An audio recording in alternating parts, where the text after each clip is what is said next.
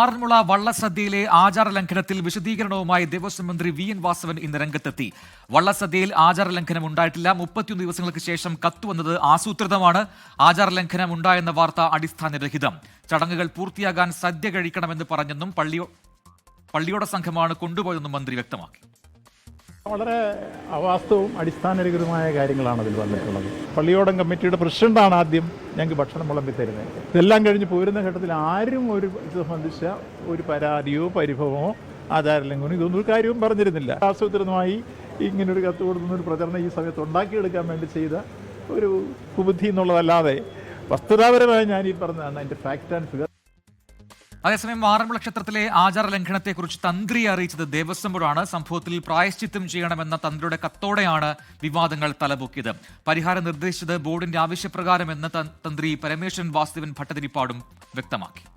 17/9 അവിടുത്തെ ഉപദേശക സമിതിയാണ് ഇല്ലത്ത് വരികയും ഇതുപോലെ സംഭവിച്ചിട്ടുണ്ട്, ഒരു കത്ത് തന്നു, ആ കത്തിന് മറുപടി നൽകണം എന്ന് പറഞ്ഞു. സദ്യയുമായിട്ട് ബന്ധപ്പെട്ടതായതുകൊണ്ട് ആ ഷഡ്യബന്ധിതമായ ഒരു പ്രായശ്ചിത്തം നിശ്ചയിച്ചു, അത്രയേ ഉള്ളൂ.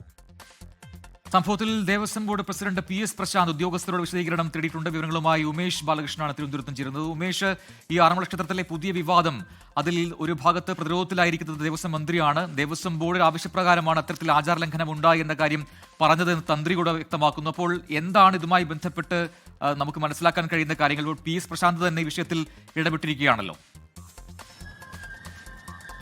പ്രജൻ, ഇതുമായി ബന്ധപ്പെട്ടുള്ള ആരോപണങ്ങൾ പക്ഷേ മന്ത്രി പൂർണ്ണമായി തള്ളുകയാണ്. താൻ ഒരു രീതിയിലുമുള്ള ആചാര ലംഘനം അവിടെ നടത്തിയിട്ടില്ല.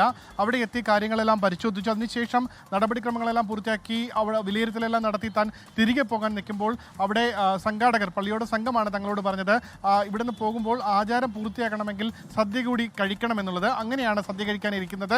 താൻ മാത്രമല്ല, തനിക്കൊപ്പം മന്ത്രി പി. പ്രസാദും ഉണ്ടായിരുന്നു. അത്തരത്തിൽ വളരെ സന്തോഷപൂർവ്വമാണ് അവിടെ നിന്ന് പിരിഞ്ഞത്. അതിനുശേഷം 31 ദിവസത്തിന് ശേഷമാണ് ഇത്തരമൊരു കത്ത് പുറത്തു വരുന്നത്. അതിൽ ഗൂഢാലോചനയുണ്ട്, ആസൂത്രിതമായ ഒരു ശ്രമം ഇതിൽ നടന്നിട്ടുണ്ട്. എന്താണ് ഇതിന് കാരണമെന്നുള്ളത് തനിക്കറിയില്ല. എങ്കിലും താൻ ഒരു രീതിയിലുമുള്ള ആചാര ലംഘനം ഈ വിഷയത്തിൽ നടത്തിയിട്ടില്ല എന്ന് ആവർത്തിക്കുകയാണ് വി.എൻ. വാസവൻ. എന്തായാലും ഇതുമായി ബന്ധപ്പെട്ട് ദേവസ്വം ബോർഡ് വിശദീകരണം തേടിയിട്ടുണ്ട്. ഏതെങ്കിലും ദേവസ്വം അധികൃതരുടെ ഭാഗത്തു നിന്നുള്ള ഇത്തരത്തിൽ ഏതെങ്കിലും കത്ത് നൽകിയിട്ടുണ്ടോ എന്ന കാര്യത്തിലടക്കം മറ്റ് പ്രതികരണത്തിന് ദേവസ്വം ബോർഡ് പ്രസിഡന്റും തയ്യാറായിട്ടില്ല. എന്തായാലും മന്ത്രി ഈ ആചാര ലംഘനം നടത്തി എന്നുള്ള ആരോപണങ്ങൾ പൂർണ്ണമായി തള്ളുന്നു. പിന്നിൽ ഒരു ഗൂഢാലോചന ഉണ്ട് എന്നുള്ള അഭിപ്രായമാണ് മന്ത്രി പറയുന്നത്. ഉമേഷ് ബാലകൃഷ്ണനാണ് വിശദാംശങ്ങൾ നൽകിയത് തിരുവനന്തപുരം.